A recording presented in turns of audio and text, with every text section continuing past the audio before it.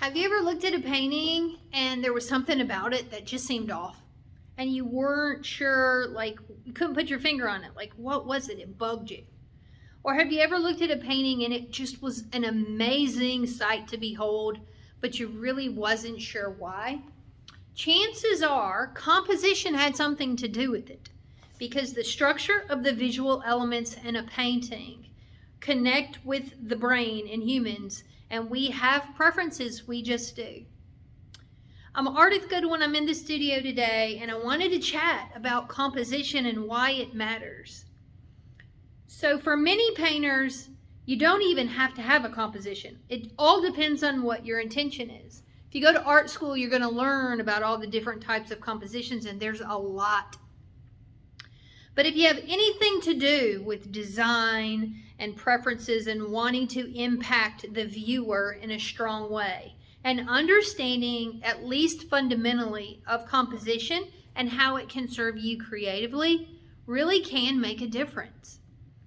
My favorite composition is cantilever.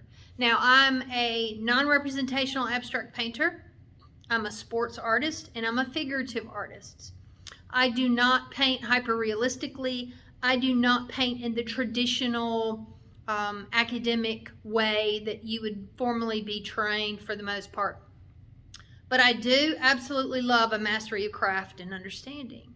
So for me, in learning the different compositions, it made a big difference in my own process of being able to convey my desire or concept in visual form, because I understood the structure better. I wasn't just all over the place. And it wasn't just, I didn't go all Cy Twombly on it. Although I do love his work. A basic understanding of composition matters. And there's a ton of videos on YouTube about composition. But for my following and the artists that I work with, they're coming at the painting process a little bit differently. They're just expressionistic painters. They just love color and being expressive. They don't really want to they don't really want to be boxed into rules. So what I did was I created a self-study course called Composition 101 for Expressionistic Painters.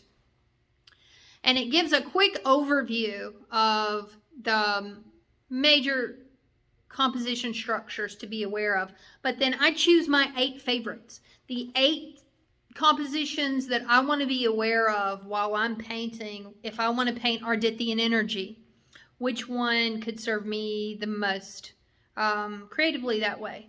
Well, cantilever or rule of thirds is going to be that.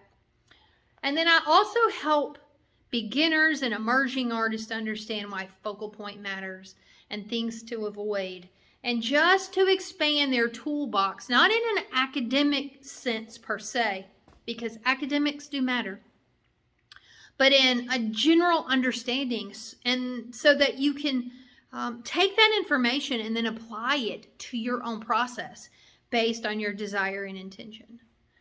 There's some easy to-do lessons that will help you explore and discover which one you prefer, maybe which one or two you prefer. I talk about things to avoid, and then I also share my paintings and I talk about the structure here in my studio of why this matters and why that orange spot there matters and why that curved line moves the viewer's eye. So it's a personal explanation of how me, being completely self-taught, really dove in and learned to respect and appreciate the use of compositional structure as I construct my paintings and how it might benefit you as well.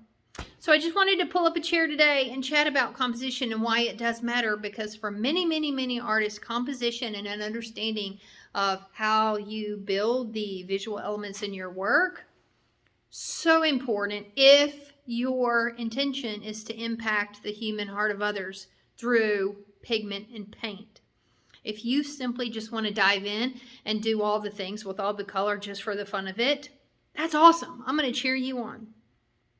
But if you're a painter that wants to sell their work, or if you're in galleries and you want to improve your understanding, especially non-representational abstraction, my Comp 101 course might be a big help to you.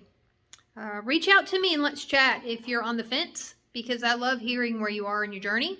And sometimes I send people in other directions because, you know, I know that they may be beyond my courses or they may not be a good fit, but it's the connection that matters to me. So reach out to me. Let's chat.